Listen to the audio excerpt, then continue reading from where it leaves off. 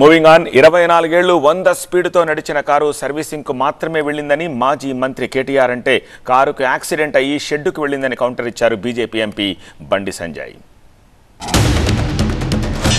మన గుర్తేంది కారు. మరి కారు మొదలు 14 ఏళ్ళేమో జోరుగా ఉద్యమం ఉరికే, ఆ తర్వాత 10 ఏళ్ళేమో జోరుగా 100 స్పీడ్తోని గవర్నమెంట్ల డెవలప్మెంట్ విషయంలో ఉరికితిమి. 24 ఏళ్ళు ఉరికింది కారు రైమని. ఉరికినాక సర్వీసింగ్ అవసరం పడదా? పడుతుంది.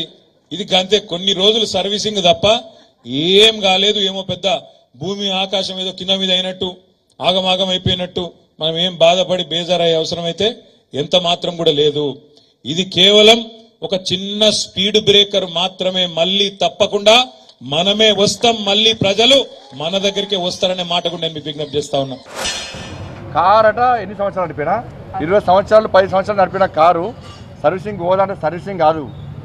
మీ అయ్య తాయి కారు నడిపితే అది గుద్దింది, ప్రజలు తీసుకుపోయి అది ఇనుప సామాను అంతా కొనదట్లేదు. అది ఇనుప సామానులో కొనదట్లేదు. నీ కారు షెడ్ కాదు, మొత్తం షెడ్ కూడా తీసుకుంటాను. నాకు తాగి డ్రైవింగ్ చేసింది కాబట్టి నీ కారు కొలాప్స్ అయింది. కలలు గాను